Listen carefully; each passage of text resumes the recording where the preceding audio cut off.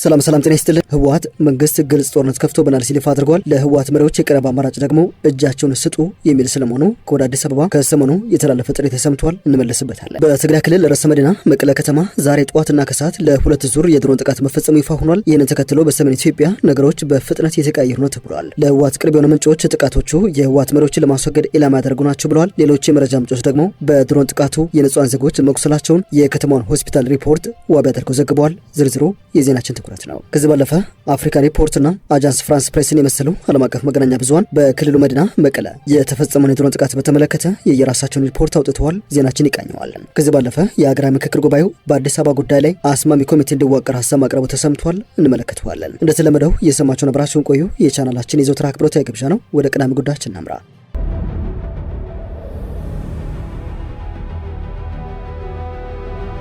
የብሔራዊ ምክክር ጉባኤው በአዲስ አበባ ጉዳይ ላይ አስማሚ ኮሚቴ እንዲዋቀር ሀሳብ ስለማቅረቡ ተሰምቷል። የኢትዮጵያ ሀገራዊ ምክክር ተሳታፊዎች በአዲስ አበባ ጉዳይ ላይ ስምምነት ላይ መድረስ አለመቻሉን ተከትሎ ጉባኤው አስማሚ ኮሚቴ እንዲዋቀር ሀሳብ አቅርበዋል። የዚህ ኮሚቴ መዋቅር ያስፈለገው አዲስ አበባ ከተማ የኦሮሚያ ክልል መቀመጫ መሆኗ በሕገ መንግስት ዋስትና እንዲሰጣት የቀረበው ሀሳብ በከፊል ተሳታፊዎች ተቀባይነት አለማግኘቱ ተከትሎ ነው። ጉዳዩን የሚያስማማው ኮሚቴ የክልል ፕሬዝዳንቶች፣ የከተማ ርዕሰ መስተዳድሮች፣ የሃይማኖት ተቋማትና ከትግራይ ክልል የተወከሉ ግለሰቦች እንደዚሁም የአገር ሽማግሌዎችን እንዲያካትት በጉባኤው ሀሳብ ቀርቧል ተብሏል። ምክትል ኮሚሽነሯ ወይዘሮ ሂሩት ገብረስላሴ 100 አባላት ያሉት የምክር ሀሳብ ቡድን በ8 አጀንዳዎች ላይ ያሰናዳው ሰነድ ዛሬ ነሐሴ 14 ቀን 2018 ዓ.ም ለ4000 ተመካካሪዎች ይቀርባል ብለው የነበረ ቢሆንም እነዚህ ተመካካሪዎች በዛሬው ውሏቸው የተጠናከረው የመጨረሻ ምክር ሀሳብ ሰነድ ላይ ሳይቀርብ ቀርተዋል። የኮሚቴ መቋቋም ከመመሪያ ውጭ መሆኑና ዓላማውን አስመልክቶ የልዩነት ሀሳቦች ቢነሱም አስማሚ ኮሚቴው ከአዋጅ 1265 2014 ድንጋጌዎች ጀምሮ ያሉትን አሰራሮችና የምክክር ሀሳቦች መለስ ብሎ በመመርመር አስማሚ ሀሳብ እንዲያቀርብ አቅጣጫ ተቀምጧል።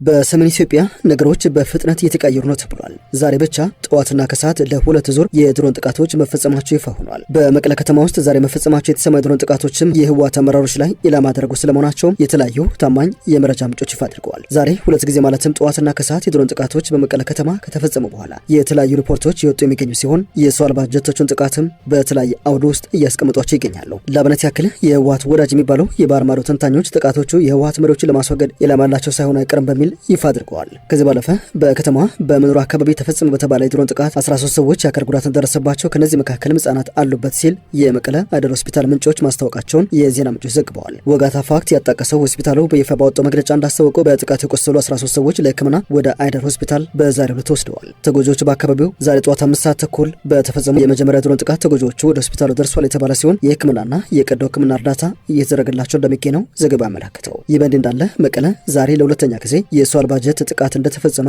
የጀርመን ድምጽ ዘግበዋል። የህወሓት ባለስልጣናትም በከተማ ለሁለተኛ ጊዜ ነው ከሰዓት ላይ በሰው አልባ አውሮፕላን ጥቃት የተፈጸመው ሲሉ ይፋ አድርገዋል። የዜና ምንጩ ዛሬ ጠዋት በደረሰው የመጀመሪያው ድብደባ ቢያንስ 13 ሰዎች መቁሰላቸውን ሐኪሞች አስታውቀዋል። የመቀለው የአይደር ሆስፒታል የአስቸኳይ ሕክምና ክፍል ኃላፊ ብርሃኑ ኃይለማርያም ለአዣንስ ፍራንስ ፕሬስ እንደተናገሩት ሆስፒታላቸው 13 ቁስለኞችን ተቀብሎ እያከመ ይገኛል። ከቁስለኞቹ 3 በጠና መጎዳታቸውን ዶክተር ብርሃኑ አስታወቁ ሲሆን የመጀመሪያው የሰው አልባ አውሮፕላን ድብደባ ያደረሰው ጉዳት በውል ሳይታወቅ መቀለ ዩኒቨርሲቲ አካባቢ የሚገኝ ስፍራ በሌላ የሰው አልባ አውሮፕላን መደብደቡን የህወሓት ባለስልጣናት አስታውቀዋል። አጃንስ ፍራንስ ፕሬስ የጠቀሳቸው የህወሓት ባለስልጣናት ሁለተኛው ጥቃት ጉዳት ስለማድረስ አለማድረሱ በይፋ የሰጡት መረጃ የለም። አንዳንዶች ለህወሓት ቅርብ ናቸው በሚል የሚጠቅሷቸው የኦስሎ ኖርዌይ ዩኒቨርሲቲ ኮሌጅ ባልደረባና የኢትዮጵያ ጉዳይ አጥኚው ሸቲል ትሮኖቮል እንደሚልስ ከሆነ ተደጋጋሚ ጥቃት በሰላማዊ ሰዎች ላይ የተሰነዘረ የዘፈቀደ ጥቃት አይመስለኝም ባይ ናቸው። የህወሓት ከፍተኛ ባለስልጣናትን ለመግደል ያለመ ሳይሆን አይቀርም ሲሉ የድሮን ድብደባውን ኢላማ በተመለከተ ሀሳባቸውን ሰንዝረዋል። የሰው አልባ ጀት ጥቃቱ በትግራይ ክልል እንደገና በተፈጠረው ውጥረት መካከል መፈጸሙ የተዘገበ ሲሆን በክልሉ በቅርቡ የድሮን ጥቃቶችና ግጭቶች መከሰታቸውንም ዘገባው አስታውሷል። ከዚህ ባለፈ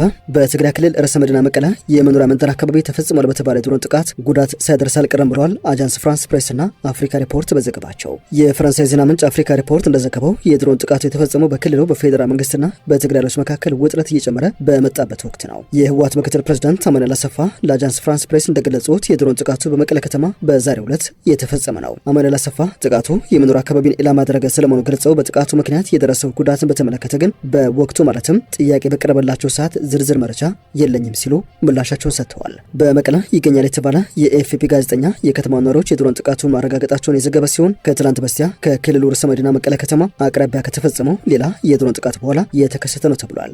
በወቅቱ በሰው ላይ ጉዳት ግን እንዳልደረሰ ይገመታል ብሏል የአጃንስ ፍራንስ ፕሬስ ዘጋቢ። የአፍሪካ ሪፖርት ዘገባ ሲቀጥል በትግራይ ክልል የድሮን ጥቃቶች ተፈጸሙ በሚል መዘገብ የጀመሩት በጥር ወር ገደማ ነው። በወቅቱ የህወሓት ባለስልጣናት የኢትዮጵያ የኢትዮጵያ ሀገር መከላከያ ሰራዊት በማዕከላዊ ትግራይ እንጥጮና ገንደብታ አቅራቢያ 2 የጭነት መኪኖችን በድሮን ደብድቧል ሲሉ መክሰሳቸውን አስታውሰዋል። በዚያ ጥቃትም አንድ ሹፌር መሞቱንና ሌላ ሰው መቁሰሉን በማስታወስ ባሳለፍነው ሰኔ ወር ደግሞ በሰሜን ምዕራብ ትግራይ ሽራሮ አቅራቢያ ተጨማሪ የድሮን ጥቃቶች መፈጸማቸውን ነዋሪዎች መዘገባቸውን የአፍሪካ ሪፖርት መረጃ ያሳያል። ዘገባው እንዳስታወሰው በዚህ ወር የጥቃቶቹ መጠን ጨምረዋል። ህወሓት ሐምሌ 5 ቀን በሱዳን ድንበር አቅራቢያ ሸረሪና በተባለ የጦር ግንባር ከፌዴራል ኃይሎች ጋር ውጊያ ማካሄዱን ይፋ ስለማድረጉም ዘግበዋል። ከዚህ ባለፈ በነሐሴ ወር የመጀመሪያ ቀናት የአዲስ አበባ አስተዳደር በአማራ ክልል ድንበር አቅራቢያ መረዋ በተባለች መንደር የትግራይ ኃይሎች ላይ ጥቃት ፈጽሟል ሲሉ መወንጀላቸውንም ዘገባው አትቷል። በመረዋው ጥቃት ጉዳት ስለመድረሱና አንድ የሁለተኛ ደረጃ ትምህርት ቤትም በሰው አልባ ጀት መመታቱን የህወሓት ባለስልጣናት ይፋ ስለማድረጋቸው ያስታወሰው የአፍሪካ ሪፖርት ዘገባ እነዚህን ክሶች በተናጠል ማረጋገጥ ግን አልቻልኩም ሲል ነው ይፋ ያደረገው።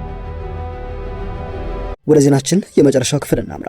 ህወሓት የኢትዮጵያ መንግስት ግልጽ ጦርነት ከፍቶብናል ሲል ይፋ አድርጓል። ከወደ አዲስ አበባ ለዚህ ጦርነት ብቸኛ መፍትሄ የህወሓት መሪዎች እጃቸውን መስጠት ነው የሚልም የመፍትሄ ሀሳብ ቀርበዋል። የኢትዮጵያ መንግስትና በትግራይ ክልል በጉልበት ስልጣን ይዟል በሚል የሚወነጀለ ህወሓት እንደዚሁም የደጋፊዎቻቸው የቃላት ጦርነት እየተካረረ ስለመምጣቱ የዶይቼ ቬለ ዘገባ ያሳያል። የፌዴራል መንግስትና ህወሓት ትግራይን በሚያዋስኑ ድንበሮች ተጨማሪ ጦር ኃይላትም እያሰፈሩ እንደሚገኙ የዜና ምንጩ አትተዋል። ባሳለፍነው ሐምሌ 5 ቀን 2018 የፌዴራል መንግስትና የህወሓት ኃይሎች ሸረሪና ወይንም በውልቃይት በኩል ኢትዮጵያን ከሱዳን በመዋሰን የድንበር አካባቢ ከፍተኛ ውጊያ ከገጠመው ወዲህ ሙሉ ጦርነት ይቀሰቀሳል የሚለው ስጋት የቀነሰ ቢመስልም የሁለቱ ኃይሎች ግጭቶች፣ ጥቃቶችና መወነጃጀሎች ግን እንደቀጠሉ ይገኛሉ ብለዋል። ለዚህ ማሳያው የትግራይ ክልል ኮሚኒኬሽን ጉዳዮች ኃላፊ የሆኑት አብርሃም አጎስ የኢትዮጵያ መንግስት በትግራይ ላይ ጦርነት ከፍቷል ሲሉ መወንጀላቸውን ዘገባው አስታውሰዋል።